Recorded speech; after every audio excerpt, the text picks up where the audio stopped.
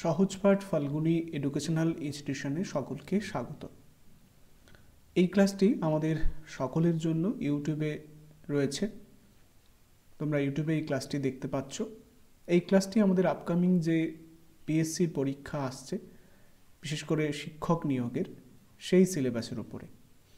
খানিকটা বলা যেতে পারে এটা একটা ডেমো ক্লাস, কিন্তু ডেমো ক্লাস মানে তো এমন নয় যে এখানে কিছু বলবো না, তা নয়। বস্তুতপক্ষে আমি চেষ্টা করব রবীন্দ্রনাথ ঠাকুরের মেঘরৌদ্র গল্পটি নিয়ে, গল্পটির বিষয় বস্তু, উল্লেখযোগ্য তথ্যসূত্র, গল্পটির পরিচ্ছেদ ধরে ধরে তার কি বিষয়, কিভাবে পড়তে হবে, কী ধরনের প্রশ্ন আসতে পারে, এই সমস্ত বিষয় নিয়ে আজকে আলোচনা করব এই ক্লাসে। তাই এই ক্লাসটি একেবারেই পিএসসির ক্লাস, বা পিএসসি ছাড়াও যারা রবীন্দ্রনাথের এই গল্পটি পড়তে চাও তাদের ক্ষেত্রে এই ক্লাসটি কাজে লাগবে বলেই মনে হয়। অন্তত আমি যেভাবে রবীন্দ্রনাথের গল্পটি পড়েছি, অবশ্যই পরীক্ষা উপযোগী করে, এর ব্যাখ্যা বিশ্লেষণ করতে আমি এখানে করব না, আমি বরং এখানে আলোচনা করব যে পরীক্ষার উপযোগী করে কিভাবে এই গল্পটি আমাদের পড়তে হবে। প্রথমেই বলতে হয়, রবীন্দ্রনাথ ঠাকুরের এই গল্পটি সকল সমালোচকের কাছেই খুব প্রিয় গল্প। এনসি চৌধুরী বা তপব্রত ঘোষ প্রমুখ যারা সমালোচক গবেষকরা রয়েছেন, তারা সকলেই এই গল্পটির প্রভূত প্রশংসা করেছেন। সেই প্রশংসার বিষয়ে আজকে আলোচনা করব না। আজকের আলোচনা এই 10টি পরিচ্ছেদ সংবলিত যে গল্পটি, যা ছোট গল্প কিনা সেটি আমাদের অবশ্যই ভাবতে হবে। খানিক বড় গল্প বলা যেতে পারে, কিন্তু আমরা এই 10টি পরিচ্ছেদে বিভক্ত গল্পটির আজকে আলোচনা করব। মেঘ এবং মেঘ ও রৌদ্র আমাদের জীবনের খুব চেনা দুটো ছবি, এবং এই গল্পে এই দুটো ছবিকে খানিক ব্যবহার করা হয়েছে ব্যঞ্জনা দিয়ে, কিন্তু আবারও বলছি ব্যঞ্জনার বা তাৎপর্যের বিষয়ে আজকে আলোচনা করব না। গল্পটি সাধনা পত্রিকায় প্রকাশিত হচ্ছে আশ্বিন কার্তিক 1301 বঙ্গাব্দে। আমরা এখানে তথ্যসূত্রে দেখতে পাচ্ছি সেটি। গল্পে মোট চরিত্র খুব কম, 3টি চরিত্র: শশীভূষণ, গিরিবালা এবং গিরিবালার বাবা হরকুমার। বস্তুতপক্ষে গল্পটি শশীভূষণের গল্প, যে একটু শান্তিপ্রিয়, যে সংসার বিষয়ে ততখানি অভিজ্ঞ নয়, এবং তার সঙ্গে একটি ছোট্ট মেয়ের গল্প গিরিবালা, এবং তাদের সঙ্গে তার প্রথম দেখা হয়েছিল শশীভূষণ এবং গিরিবালার যখন তার সবে 8 বছর বয়স, এবং সেই সময় শশীভূষণ কলকাতা থেকে MA এবং পরবর্তী ক্ষেত্রে আইন পড়ে সে গ্রামে ফিরেছে। এমত অবস্থায় তাদের সঙ্গে দেখা হয় এবং আস্তে আস্তে তার পড়াশোনা ইত্যাদি হয়, এবং আমরা গল্পের পরিচ্ছেদ ধরে ধরে সেই বিষয়টা এখন কথা বলবো। গল্পের শুরুতে আউশ ধান এর প্রসঙ্গ আছে, এবং গল্প যেদিন শুরু হচ্ছে সেদিন দেখা যাচ্ছে যে বই নিয়ে পড়ছে শশীভূষণ, তার খালি গায়ে সে বই পড়ছে তার পড়ার ঘরের সামনে। দক্ষিণ হস্তে বই এবং দূরে কাপড় পরা বালিকা গিরিবালা, যুবা পুরুষ চক্ষে কম দেখেন, মায়াবিনী বালিকা হচ্ছে গিরিবালা। গিরিবালাদের বাগানের জাম যুবা পুরুষের দৈনিক বরাদ্দ। আমরা গল্পের পরবর্তী থেকে জানতে পারবো যে এই যে জাম দেওয়ার প্রসঙ্গটা অনেক পরে এসেছে, মানে ততদিনে তাদের বন্ধুত্ব হয়ে গেছে, সেই বন্ধুত্বের প্রসঙ্গটা দ্বিতীয় পরিচ্ছেদে বলা হবে।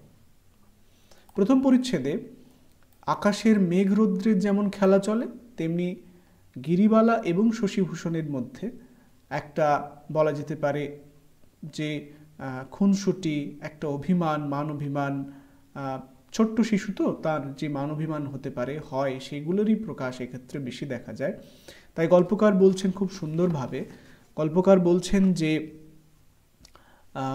আকাশে মেঘরৌদ্রের খেলা যেমন সামান্য, ধরাপ্রান্তে এই দুটি প্রাণীর খেলাও তেমনি সামান্য এবং তেমনি ক্ষণস্থায়ী।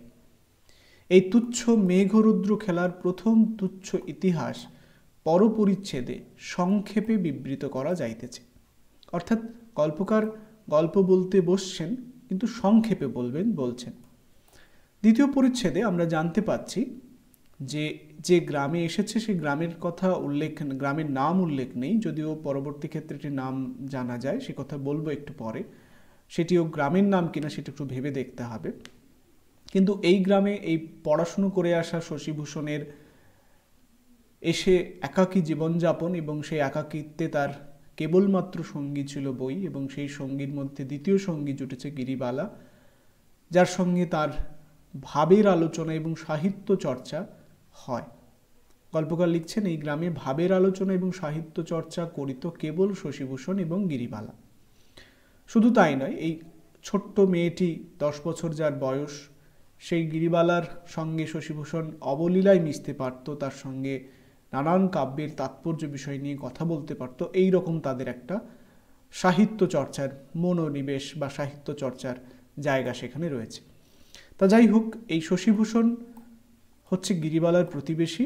আমরা গিরিবালার বয়স 10 বলেছি। সদ্য বিকশিত শশীভূষণ MA BL পড়ে এসেছে। গিরিবালার পিতা, যে এই গল্পের প্রধান নিয়ন্ত্রক বলা যেতে পারে, বিচিত্র একটি চরিত্র। যা হয় এই ধরনের চরিত্র, মোটামুটি নায়েব বা পত্তনিদাররা যেরকম হয় সেই ধরনেরই চরিত্র। সেটি হলো, বলা হচ্ছে এককালে নিজ গ্রামের পত্তনিদার ছিলেন, এখন দুরবস্থায় পড়ে সমস্ত কিছু বিক্রি করে বিদেশি জমিদারের নায়েবির কাজ করেন, তবে নিজের পরগনাতেই। যদিও পরগনা বা গ্রামের উল্লেখ কিন্তু এই গল্পের এখানে নেই। শশীভূষণ MA পাশ করিয়া আইন পরীক্ষায় উত্তীর্ণ হয়েছেন, কিন্তু কোনো কাজকর্মে এখনো যোগ দেননি। লোকের সঙ্গে মেশা বা সভাস্থলে দুটো কথা বলা তার দ্বারা হয়ে ওঠে না। চোখে কম দেখেন, চেনা লোককে চিনতে পারেন না, সে কারণে লোকে সেটাকে ঔদ্ধত্য বলে মনে করে। তা যে গ্রামে শশীভূষণ এসেছে সেই গ্রামের মানুষ কি নিয়ে থাকে? সেই গ্রামের মানুষ মূলত ঝগড়াঝাটি, বাদ বিবাদ এইসব নিয়ে থাকে। সেই গ্রামের মানুষের কাছে শশীভূষণের বিষয়টা ঔদ্ধত্য বলেই মনে হবে। দ্বিতীয় পরিচ্ছেদের শুরুতে তাই গল্পকার বলছেন, গ্রামের মধ্যে আর সকলেই দলাদলি, চক্রান্ত, ইক্ষুর চাষ, মিথ্যা মকদ্দমা এবং পাটের কারবারি লইয়াই থাকিত। ভাবের আলোচনা এবং সাহিত্য চর্চা কেবল হচ্ছে এদের দুজনের মধ্যে। তাই এদের দুজনের কথা বলা হচ্ছে এখানে, এবং আমরা দেখতে পাচ্ছি যে শশীভূষণ কেবলমাত্র তার সময় কাটাচ্ছে পড়াশোনার মধ্য দিয়ে। শান্তিপ্রিয় শশীভূষণ বিবাহ করিতে সম্মত ছিলেন না। কন্যাদায়গ্রস্ত পিতামাতাগণ তাহার এই অনিচ্ছাকে দুঃসহ অহংকার জ্ঞান করিত। তাহলে একদিকে তার ঔদ্ধত্য এবং অন্যদিকে তার অহংকার, এই দুটোই গ্রামের মানুষের কাছে পরিচয় বলে তার পরিচয় হিসেবে গল্পকার দিচ্ছেন। এবং গল্পকার এও বলছেন, শহরে মানুষ একা থাকতে পারে, কিন্তু গ্রামে গিয়ে একা থাকা বা গ্রামে যদি একা থাকাটা সেটা কিন্তু ভালো নয়। যাই হোক, এই সব কিছু যখন সবাই তার থেকে দূরে থাকে, তখন শশীভূষণ ইংরেজি বই পড়ে, বাঁধানো ইংরেজি বই পড়ে তার সময় কাটে। মানুষের মধ্যে তাহার সম্পর্ক ছিল কেবল গিরিবালার সঙ্গে। এইখানে গিরিবালার প্রসঙ্গ আসে। গিরিবালার মনের ইচ্ছা ছিল সেও দাদাদের মতো বড় বই লইয়া পড়ে, কিন্তু সেক্ষেত্রে মেয়েদের পড়ার সুযোগ ছিল না। দাদারাও অদ্ভুত, দাদারাও তার কাছে এসে তাকে নানানভাবে প্রশ্ন করে বইয়ে লেখা উত্তরগুলোর বিষয়ে কথা বলতো। কখনো বলতো সূর্য বড় কি পৃথিবী বড়। সে তার স্বাভাবিক শিশুসুলভ জিজ্ঞাসায় পৃথিবী উত্তর বললে তারা তাকে হাসতো। অর্থাৎ তার কাছে লেখাপড়ার বিষয়ে একটা নিজে থেকে আগ্রহ তৈরি হয়েছে, এবং সেই আগ্রহের উত্তর বা আগ্রহের সঞ্চার করেছে যে সে হচ্ছে শশীভূষণ, তাকে পড়াতে শিখিয়েছে। এবং আমরা দেখতে পাচ্ছি যে দ্বিতীয় পরিচ্ছেদে 2 বছর শশীর কাছে পড়ে গিরিবালা ইংরেজি এবং বাংলা বর্ণমালা শিখে 2-4টি সহজ বই পড়তে শিখেছে। এবং গল্পের শেষে, যখন আমরা একদম শেষে দেখতে পাবো যে জেল থেকে ফিরে যখন শশীভূষণকে নিয়ে যাচ্ছে গিরিবালা, তার কাছে নিয়ে গেছে, বস্তুতপক্ষে তার বাড়ি থেকে লোক পাঠিয়েছে, গাড়িতে করে তাকে নিয়ে যাচ্ছে, এবং গিরিবালা ঘরে যখন প্রবেশ করছে তখন শশীভূষণ দেখছেন চারিদিকে বই, এবং সে এখনও কিন্তু তার পড়ার যে খিদে সেই খিদে রেখেছে এবং পড়াশোনা করছে। তা যাই হোক, এখানে 2টি বইয়ের কথা বলা হয়, কথামালা এবং আখ্যান মঞ্জুরি, ঈশ্বরচন্দ্র বিদ্যাসাগরের লেখা। গিরিবালা পড়া শেখাবার প্রস্তাব প্রথম একমাত্র সহায় ছিল শশীভূষণ। গিরিবালার সঙ্গে শশীভূষণের প্রথম পরিচয় তখন গিরিবালার বয়স 8 বছর, আর এখন বয়স 10 বছর। তাহলে দ্বিতীয় পরিচ্ছেদে আমরা মূলত পুরনো খবরই পেলাম। কিভাবে গিরিবালা এবং শশীভূষণের বন্ধুত্ব হয়েছিল সেই বিষয়ে কথা হলো। তৃতীয় পরিচ্ছেদে আমরা দেখতে পাবো যে এই গ্রাম থেকে শশীভূষণ চলে যেতে চাইছে কলকাতায়। শশীভূষণ অনেকবার চলে যেতে চেয়েছে, তৃতীয় ছাড়াও, বলবো একে একে। তা গিরিবালার বাপ হরকুমারের সহিত শশীভূষণের ভালোরূপ বনিবনাও হয় নাই, কারণ সে বারবার আসতো তার কাছে আইনি পরামর্শ নিতে, এবং যেহেতু তার এই বিষয়ে অভিজ্ঞতা কম, তাই সে বলতো যে তার এই বিষয়ে অজ্ঞতাই বেশি, অভিজ্ঞতার জায়গাটা কম, এবং সেটা তার অধ্যত্ব বলে মনে করতো হরকুমার, এবং যা হয় তারপরে। এবং হরকুমার খানিক বাধাপ্রাপ্ত হয়, একজনকে মানে ভুলভাবে ভাষায়, এবং সেখানে সে হেরে যায়, এবং সেটা মনে করে হয়তো সে পিছনে শশীভূষণ আছে বলে মনে করে, এবং খানিকটা সে ছায়ার সাথে যুদ্ধ করে আর কি প্রতিনিয়ত, এবং সে প্রতিজ্ঞা করে এমন লোককে গ্রাম হইতে অবিলম্বে তাড়াইতে হইবে। এবং এখান থেকে ঘটনা পাল্টাতে শুরু করে। মূলত গল্পের মানে বর্তমান পটভূমিতে এখান থেকেই প্রায় আসে। এবং শান্তিপ্রিয় শশী গ্রামের অশান্তিতে কলকাতা পালাবার আয়োজন করে, প্রথম তার কলকাতা যাওয়ার আয়োজন। এবং এই সময় তৃতীয় পরিচ্ছেদে আমরা দেখতে পাচ্ছি এখানে গ্রামে জয়েন্ট ম্যাজিস্ট্রেট সাহেবের তাঁবু পড়ে এখানে। এবং ম্যাজিস্ট্রেট সাহেব, জয়েন্ট ম্যাজিস্ট্রেট সাহেবের তাঁবু মানে তার প্রচুর লোকজন, তার কুকুর সব কিছু এসেছে, এবং এর আসার ফলে তার সমস্ত আয়োজন, তাকে সমস্ত রকমের উপঢৌকন দিয়ে সাহায্য করছে এই নায়েব হরকুমার। কিন্তু একদিন হঠাৎ সকালবেলায় এসে নায়েবের মেয়র এসে, মানে সাহেবের মেয়র এসে নায়েবকে বলছে তার সাহেবের কুকুরের জন্য 4 সের ঘি লাগবে সকালবেলায়। কুকুরের জন্য 4 সের ঘি শুনে বেশ একটা প্রতিক্রিয়া জানায়, এবং এই নিয়ে একটা গোলমাল হয়। সে গিয়ে সাহেবকে বলে যে নায়েব দিতে অস্বীকার করেছে, অথচ সাহেব পাঠিয়েছে মাংসের খোঁজ করতে, মাংসের ব্যবস্থা করতে, কিন্তু তার মাঝখানে মেথর ঘিয়ের ব্যবস্থা করে। কিন্তু সাহেবের কাছে এই ব্যাপারটা হয় না, সাহেবের কাছে মনে হয় যে কেন নায়েব তাকে অস্বীকার করলো, এবং সে সঙ্গে সঙ্গে নায়েবের উপরে তার ক্ষমতা প্রদর্শন করতে শুরু করে। এবং নায়েবকে ডেকে পাঠায়। নায়েবকে বলে যে তুমি এইভাবে আমার মেথরকে পাঠিয়ে দিয়েছো কেন, তুমি তার কথা শুনছো না কেন? তখন নায়েবকে বলে না, আমি নায়েব বলে যে সাহেবকে, না আমি সব কিছুই ব্যবস্থা করেছি, লোকজন পাঠিয়েছি ঘিতি ব্যবস্থা করার জন্য। কিন্তু শেষ পর্যন্ত দেখা যায় সবই তার মিথ্যে কথা, এবং মিথ্যে কথা হওয়ার ফলে ম্যাজিস্ট্রেট সাহেব তাকে বলেন যে, তার উদ্দেশ্যে বলেন যে এই শ্যালকের কর্ণ ধরিয়া তাম্বুর চারিধারে ঘোড়দৌড় করাও। এই যে একটা মানুষকে অপমান করা, তার অসম্মান করার বিষয়টি জানতে পারে শশীভূষণ। এই প্রথম শশীভূষণের মনে হয় যে এটি হতে পারে না, এই অন্যায়ের প্রতিবাদ হওয়া উচিত, এবং সে অন্যায়ের প্রতিবাদ করার জন্য সে কলকাতা যাওয়া বন্ধ করে। বলে সে নিজে এসে হরকুমারের পাশে দাঁড়িয়ে বলে যে এর উত্তর আমি তোমাকে এনে দেবো, তোমাকে কীভাবে অসম্মান করতে পারে না। এবং তখন শশীভূষণকে উদ্দেশ্য করে হরকুমার বলে, বাপু শুনলাম তুমি অকারণে কলকাতা যাবার আয়োজন করিতেছ, সে তো কিছুতেই হইতে পারিবে না, কারণ তুমি থাকলে গ্রামের মানুষ এখানে সুস্থিরে বাঁচতে পারবে। তা যাই হোক, চতুর্থ পরিচ্ছেদে আমরা দেখতে পাচ্ছি যে এই নিয়ে একেবারেই আইনি ব্যাপার স্যাপার তৈরি হচ্ছে, চলে গেছে কোর্টে ব্যাপারটা। এবং জয়েন্ট সাহেব এই বিষয়টা নিয়ে জমিদারকে পত্র লিখছে যে নায়েব তার নিয়ে কোর্টে মামলা করেছে।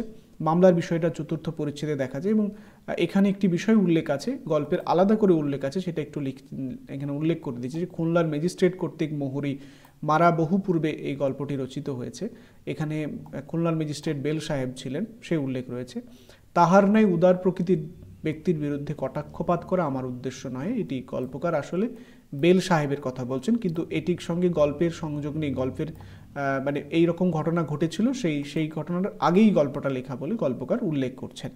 তো যাই হোক, আমরা চতুর্থ পরিচ্ছেদে দেখতে পাই যে নায়েবকে ডেকে পাঠিয়েছে জমিদার বলছে যে বাপু তুমি তো এইসব ব্যবস্থা করে দিতেই পারতে, তুমি সব হ্যাঙ্গামায় গেল কেন? তোমার তো পয়সা কড়ি লাগতো না, পয়সা যা লাগতো সেটা জমিদার দিত, তোমার এতে কি অসুবিধা রয়েছে? তখন নায়েব নিজে বাঁচার জন্য শশীভূষণের দিকে পুরো দোষটা ঠেলে দেয়, বলে না শশীভূষণ গ্রামের একটা ছেলে, সে এইসব আইন টাইন পড়ে এসছে, এবং তার চাপে পড়ে আমি এটা করেছি, মানে সেই আসলে আমাকে ভুল পরামর্শ দিয়েছে, আমি সব ম্যানেজ করে নেবো, ব্যাপারটা হচ্ছে আমি সব ম্যানেজ করে নেব। প্রকৃতপক্ষে নিজেকে বাঁচানোর জন্য এই হরকুমার নিজের মতো করে সব জায়গায় নিজেকে প্লেস করতে শুরু করে, এবং সাহেবের কাছে আসে। সাহেব তার সঙ্গে বলেন যে দণ্ডবিধান করিয়া দুঃখিত হয়েছিলেন। শব্দগুলো গল্প থেকে তুলে দিয়েছি, কারণ অনেক সময় শব্দগুলোকে চিহ্নিত করতে বলা হয় যে কোন শব্দটি সেখানে বলা হয়েছে। এবং ম্যাজিস্ট্রেট সাহেব যে শশীকে বলেছিলেন যে এই বিষয়টা মৌখিকভাবে মিটমাট করে নেওয়া যেতে পারে, কিন্তু শশী বলেছিল না, এর একটা বিহিত করতে হবে। এবং এই বিষয়টা ম্যাজিস্ট্রেটের ভালো লাগেনি, তাই ম্যাজিস্ট্রেট বলা যেতে পারে খোঁজ খবর নিচ্ছেন হরকুমারের কাছে যে শশী কি কংগ্রেসে যোগ দিয়েছে। নায়েব তাতে উত্তর করে হ্যাঁ। হরকুমার ম্যাজিস্ট্রেট সাহেবের সঙ্গে দেখা করতে যায়, শশী কংগ্রেসে যোগ দিয়েছে কিনা জিজ্ঞেস করে ম্যাজিস্ট্রেট। নায়েব তাতে উত্তর করে হ্যাঁ। এবং এখানে নায়েব বলেন যে কংগ্রেসীরা এখন কোনো না কোনোভাবে ইংরেজদের এই কাজকর্মের বিষয়ে জানতে পারলেই দুম করে একটা অমৃতবাজারের প্রবন্ধ লিখবে এবং তার ফলে একটা বেশ নিজেদের জায়গা পাবে। এটা একটা ব্যবস্থা হয়েছে, এর একটা বিহিত করতে হবে। এইরকম এত গণতান্ত্রিক পরিসরে এখানে থাকলে হবে না। মোটামুটি কংগ্রেসওয়ালা শশীভূষণের নাম ম্যাজিস্ট্রেটের মনে রহিল। চতুর্থ পরিচ্ছেদের ঘটনা হচ্ছে এই ম্যাজিস্ট্রেট পর্বেই মোটামুটি এখানে মানে আইনি ব্যাপার স্যাপারগুলো এখানেই তৈরি হচ্ছে। পঞ্চম পরিচ্ছেদে দেখা যাচ্ছে যে গিরিবালার সঙ্গে শশীভূষণের এত বন্ধুত্ব ছিল, সেই শশীভূষণ গিরিবালাকে প্রায় মানে ভুলে যাচ্ছে। তার প্রধান এখন ধ্যান জ্ঞান হচ্ছে কি করে সে পুরো এই আইনি ব্যাপারটাতে হরকুমারকে জয়ী করতে পারবে, এই ব্যাপারটা। এবং এর ফলে শেষ পর্যন্ত যে গিরিবালা তার জায়গা থেকে সরে যাচ্ছে, গিরিবালা আসছে তার দিকে তাকে নজরে আনতে চাইছে, কিন্তু তখনও শশীভূষণ তার মতো করে তার আইনি ব্যাপার স্যাপারের মধ্যেই ব্যস্ত রয়েছে। সে লোহার গারদগুলোর সামনে যেন প্রশ্ন করছে, জিজ্ঞাসা করছে। এবং এই ব্যাপারটা পুরোটাই ওই গিরিবালার দৃষ্টি দিয়ে গল্পকার লিখছেন। গিরিবালার শশীর জন্য আনত ফুল, ফল, আচার, নারকেলের মিষ্টান্ন, কেতকী, কেশর, সুগন্ধি, গৃহনির্মিত ক্ষয়ের এবং এই সমস্ত বিষয়গুলো নিয়ে সে তাকে নিয়ে আসতো এবং কিছু পড়তে চাইতো, তার পড়াশোনা করতে চাইতো।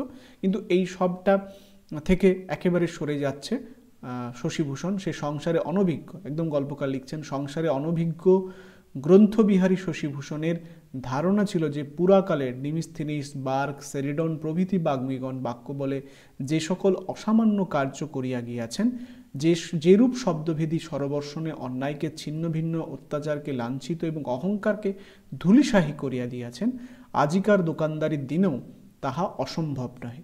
বস্তুতপক্ষে অসম্ভব যে অসম্ভবই ব্যাপারটা সেটাই গল্পে প্রতিষ্ঠিত হয়। আমি একটি জায়গায় বলছিলাম যে গ্রামের কথা বলছিলাম যে তিলকুচি গ্রাম এই নামটি পাওয়া যায়, কিন্তু এটা এমনও হতে পারে যে এই ক্ষুদ্রাতি ক্ষুদ্র গ্রামটির কথা এক্ষেত্রে বলা হতে পারে যে তিলের নাই ছোট্ট গ্রাম হতে পারে, কিন্তু এটা নাম কিনা একটু ভেবে দেখতে হবে। যাই হোক, এখানে আরেকটি বিষয় রয়েছে, গিরির সঙ্গিনীর কথা রয়েছে, স্বর্ণ। প্রকৃতপক্ষে স্বর্ণ কোনো বান্ধবী নয়, সে আবারও শশীভূষণের মনোযোগ আকর্ষণ করতে চাইছে কিন্তু করতে পারছে না, তাই খানিক অভিমান করে সে চলে যাচ্ছে ছায়া সঙ্গিনীর ডাকে। এবং এই পঞ্চম পরিচ্ছেদটা মূলত গিরিবালা এবং শশীভূষণের যে দুদিকের মনোনিবেশ সেটাই মূলত দেখা যাচ্ছে।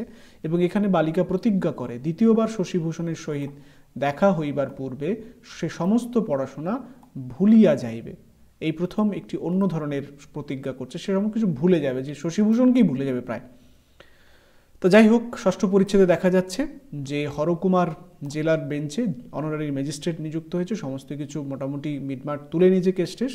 একখানা মলিন চাপকান, তৈলাক্ত পাগড়ি পরিয়া হরকুমার আজকাল প্রায়ই জেলায় গিয়ে সাহেব শোভাদিগকে নিয়মিত সেলাম করিয়া আসেন। এবং এখানেই দেখা যাচ্ছে গিরিবালার জন্য পাত্র স্থির হয়েছে। হরকুমার নির্দেশে গিরিবালা শশীর কাছে আসা বন্ধ হয়ে গেছে। ষষ্ঠ পরিচ্ছেদে শশীর কাছে আসা বন্ধ হয়ে গেছে গিরিবালার। সপ্তম পরিচ্ছেদ, সেটি গিরিবালার বিবাহের দিন। এবং এখানে নিশ্চয়ই গিরিবালা যে আসেনি সেই বিষয়টা ষষ্ঠ পরিচ্ছেদে শশীভূষণের মনে হয়েছে যে বহুদিন অবধি গিরিবালার খবর নেওয়া হয়নি, সে অসুস্থ হয়নি তো না, সে অসুস্থ হয়নি, বরং সে খবর পায় তার বিয়ের ব্যবস্থা হয়েছে এবং সে বিবাহযোগ্যা কন্যা হয়ে গেছে। তো যাই হোক, তার শিষ্যার জন্য তার মন কেমন হয়েছে এবং সেই মন কেমন নিয়েই হয়তো গিরিবালার বিবাহের দিন সপ্তম পরিচ্ছেদে সে বিবাহের দিনে সে কলকাতার অভিমুখে যাত্রা করেছে। বস্তুতপক্ষে দুবার যাত্রা করছে এবং দুবারে দুটি বিভ্রাট ঘটছে। সপ্তম পরিচ্ছেদে যে বিভ্রাট, সেই বিভ্রাটটা হচ্ছে শশীভূষণ নৌকা নিয়ে কলকাতার অভিমুখে যাত্রা করছে। একদিন সকালবেলায় পুস্তকের বোঝা এবং গুটি চার 2-4 টিনের বাক্স সঙ্গে শশী নৌকায় চড়িল। এমন সময় নদীর মধ্যে একটা কাণ্ড ঘটিল, যাহাতে শশীভূষণের যাত্রার ব্যাঘাত ঘটিয়া দিল। কি ঘটল না, একটি ম্যানেজারের স্টিমার এবং আরেকটা মাঝির নৌকার লড়াই, নদীর মধ্যে যাত্রার লড়াই। এবং যখন মাঝির নৌকাটা টপকে এগিয়ে যাচ্ছে তাদের পেশি শক্তি, পালের শক্তির জোরে, হাওয়ার জোরে, তখন ম্যানেজার গুলি করে ওই পাল ছিঁড়ে দেয় এবং নৌকাটা ডুবে যায়। এক মুহূর্তে পাল ফাটিয়ে গেল, ম্যানেজার গুলি করে এবং স্টিমার ডুবে গেল। অর্থাৎ এই যে স্টিমার ডুবার গল্পটা, প্রসঙ্গটা, সেটা আছে 7ম পরিচ্ছেদে। মনে রাখতে হবে কোন পরিচ্ছেদে কোন গল্পটির কি কি বিষয় রয়েছে, বিশেষ করে উল্লেখযোগ্য প্রসঙ্গগুলো। এবং এখানে দেখা যায় যে স্টিমার নদীর বাঁকের অন্তরালে অদৃশ্য হয়ে যায়। শশীর পানসি দিয়ে মাঝি মোল্লাদের উদ্ধার করে এবং কেবল একজনকে পাওয়া যায় না, যে ভেতরে রান্নার জন্য মশলা পিসছিল। এই নিয়ে শশীর মামলা করা ম্যাজিস্ট্রেটের কাছে। ম্যানেজার বেকসুর খালাস পেল। সে বলল সে পাখিকে মারতে গুলি করেছিল, সে ভুলবশত হয়ে গেছে। আর যে লোকটি পাওয়া যায়নি তাকে পরে 9 মাইল তফাতে পাওয়া যায়, মৃতদেহ ডাঙায় আসিয়া লাগিল। যেদিন সে ফিরিয়া আসিল, সেদিন মানে এইসব মকদ্দমা করে যেদিন ফিরে আসছে, সেদিন নৌকা সাজাইয়া গিরিবালা শ্বশুর বাড়ি লইয়া যাইতেছে। এবং যাওয়ার সময় নিশ্চয়ই সে প্রতীক্ষা করছে দেখার জন্য, কিন্তু গিরিবালা সেটা জানে না বিষয়টি। 8ম পরিচ্ছেদে পুনরায় আবার সে কলকাতা অভিমুখে যাত্রা করছে। কলকাতায় কোনো কাজ নাই, গল্পকার লিখছেন, যেখানে যাওয়ার কোনো বিশেষ উদ্দেশ্য নাই, সেই জন্য রেলপথে না গিয়ে বরাবর নদীপথে যাওয়াই স্থির করিলেন। কিন্তু বৃষ্টির কারণে রেলপথে যাওয়াই স্থির করিলেন। কিন্তু এখানে আবারও একটি বিভ্রাট ঘটে। বৃষ্টির খোড়ার, গল্পকার লিখছেন, খোড়ার পা খানায় পড়ে। সে কেবল খানার দোষ নয়, খোড়ার পাটারও পরিবার দিকে একটু বিশেষ ঝোঁক আছে। শশীভূষণ তাহার কাছে একটা প্রমাণ দিলেন। এখানে পুলিশ সুপারিনটেন্ডেন্টের সঙ্গে বিবাদ হলো শশীর। আগেরটা ছিল ম্যানেজার, এবার এলো পুলিশ সুপারিনটেন্ডেন্ট, জেলার। কি হয়েছে, মাঝিরা মাছ ধরার জন্য জাল দিয়েছে নদীতে এবং পুলিশের সুপারিনটেন্ডেন্টের যে নৌকো সেই জালের উপর দিয়ে যাচ্ছে এবং তার জাল ছিঁড়ে যাওয়ার পরিবর্তে তার নৌকো লেগে গেছে জালে। এই নিয়ে মাঝিদেরকে প্রায় সে মারতে যায়, মাঝিরা ভয়ে পালিয়ে যায়। তখন সেই পুলিশেরা অন্য 4 জন মাঝিকে নিয়ে ধরে আসে এবং একটা অন্যায় ঘটনা ঘটে। এই অন্যায়ের প্রতিবাদ করার জন্য এগিয়ে যায় হচ্ছে শশী। ঘটনাটি হলো, পুলিশের বোট মাঝিদের জাল ছিঁড়ে দেয় এবং তাদের ধরে আনতে বলে, অন্যদের ধরে নিয়ে এসে অত্যাচার করে। এই অন্যায়ের প্রতিবাদ করে শশী এবং প্রতিবাদ করতে গেলে সেই পুলিশ সাহেব সে গালাগাল করে এবং গালাগালে একেবারে উত্তেজিত হয়ে যায় শশীভূষণ। সে তার উপরে চড়াও হয় এবং পুলিশের কর্তব্যরত পুলিশের উপর চড়াও হওয়ার জন্য তার সাজা হবে বলে ঠিক হয়। এবং 9ম পরিচ্ছেদে তাই দেখা যাচ্ছে, মানে তার উপরও চোটপাট হয়, মারপিট হয়, যা হয় আর কি।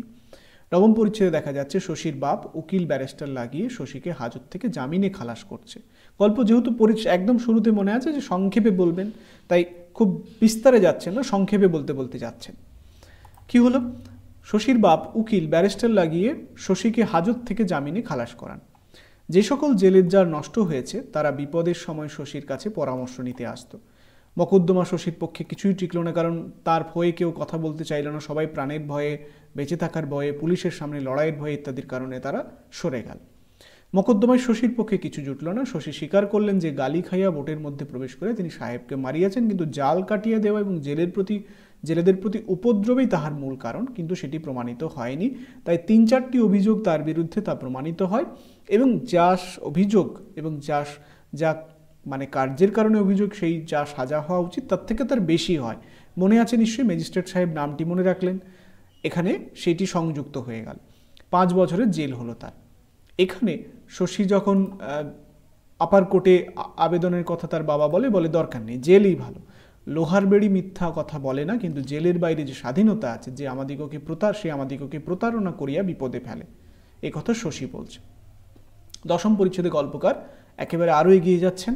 শুরুতেই বলছেন শশীর বাবার মৃত্যু হয়ে গেছে এবং শশীভূষণের জেল প্রবেশ করার অনতিকাল পরেই তার মৃত্যু হয়ে গেছে। শশীভূষণের এক ভাই আছে, সে সেন্ট্রাল প্রভিন্সে কাজ করে, সেখানে তার বাড়ি টাড়ি সংসার ইত্যাদি, তার শশীর সঙ্গে তার আর কোনো যোগাযোগ নেই। শশীর বিষয় সম্পত্তি হরকুমার কৌশলে আস্তে আস্তে আত্মসাৎ করতে শুরু করে। আমি বলেছিলাম শশীভূষণের পাশাপাশি হরকুমার হচ্ছে একটি বিচিত্র চরিত্র, সেই রকম এখানে যেদিন সে জেল থেকে ছাড়া পায় সেদিন এসে জড়ো হয়। সেদিন তাকে নিতে আসে হচ্ছে গিরিবালার বলা যেতে পারে লোকটি। গল্পকার খুব সুন্দর লিখছেন, আবার একদিন বর্ষার দিনে জীর্ণ শরীর ও শূন্য হৃদয় লইয়া শশীভূষণ কারাপ্রাচীরের বাহিরে আসিয়া দাঁড়াইলেন। স্বাধীনতা পাইলেন, কিন্তু তাহা ছাড়া কারার বাহিরে আর তাহার আর কিছু ছিল না। গৃহহীন, আত্মীয়হীন, সমাজহীন, কেবল তাহার একলাটির পক্ষে এত বড় জগৎ সংসার অত্যন্ত ঢিলা বলিয়া ঠেকিতে লাগিল। এই সময়ে এমন সময়ে এক বৃহৎ জুড়ি আসিয়া সম্মুখে দাঁড়াইল এবং ভৃত্য তাকে ডেকে বলল, আপনার নাম শশীভূষণ বাবু? তিনি কহিলেন হ্যাঁ, এবং তাকে নিয়ে চলে যাচ্ছে। নিয়ে যাওয়ার সময় এক অদূরবর্তী মুদির দোকান থেকে একদল বৈষ্ণব ভিক্ষুক গুপিযন্ত্রে এবং খোল করতাল সহযোগে গান গাইছে, এসো এসো ফিরে এসো নাথ হে, ফিরে এসো আমার ক্ষুধিত তৃষিত তাপিত চিত বধূ হে, ফিরে এসো। গাড়ি অগ্রসর হইয়া চলিল। গানের পদ ক্রমে ক্রমে দূর হইতে দূরতর কানে প্রবেশ করিতে লাগিল। ওগো নিষ্ঠুর ফিরে এসো, আমার করুণ কোমল এসো, ওগো সজল জল স্নিগ্ধ কান্ত সুন্দর ফিরে এসো। এবং এই গান গুনগুন করতে করতে আরও প্রায় 12টি পদ সে জুড়ে ফেলে এবং এই করতে করতে সে একটি প্রাচীর বেষ্টিত একটি উদ্যান এর মধ্যে প্রবেশ করে। একটি দ্বিতল অট্টালিকার সম্মুখে থামিল এবং শশীভূষণের গান সেখানে থামল। এবং বোঝাই যাচ্ছে সেইটি আসলে বোঝাই যায় শশীভূষণ আসলে গিরিবালার বাড়িতে এসেছে। এবং সে বাড়িতে প্রবেশ করেই দেখলো চারিদিকে একেবারে কাঁচের আলমারিতে বিচিত্র বর্ণের বিচিত্র মলাটের সারি সারি বই সাজানো, টেবিল উপরে কত কি রয়েছে। সেখানে শশীভূষণ তাহার ক্ষীণ দৃষ্টি লইয়া ঝুঁকিয়া পড়িয়া দেখিলেন একখানা বিদীর্ণ স্লেট, তাহার উপরে গুটি কতক পুরাতন খাতা, একখানি ছিন্ন প্রায় ধারাপাত কথামালা এবং একখানি কাশীদাসী মহাভারত। এবং এখানেই শশীভূষণ কোথায় আসছেন বুঝতে পেরেছেন। তার বক্ষের মধ্যে রক্তস্রোত তরঙ্গিত হইয়া উঠিল। মুক্ত বাতায়ন দিয়ে বাহিরে চাহিলেন, সেখানে কি চক্ষে পড়িল? সেই ক্ষুদ্র গরাদে দেওয়া ঘর, সেই অসমতল গ্রাম্যপথ, সেই ডুরে কাপড় পরা ছোট্ট মেয়েটি এবং সেই আপনার শান্তিময় নিশ্চিন্ত নিভৃত জীবনযাত্রা। এই মুহূর্তে তার সবকিছু মনে পড়ল এবং তার পর মুহূর্তেই সম্মুখের উপর থালায় ফল মিষ্টান্ন নিয়ে রাখিয়া গিরিবালা অদূর দাঁড়াইয়া নীরবে অপেক্ষা করতেছিল। তিনি মস্তক তুলিতে নিরাভরণ শুভ্র বসনা বিধবা বেশধারিণী গিরিবালা তাহাকে নতজানু হইয়া ভূমিষ্ঠ প্রণাম করিল।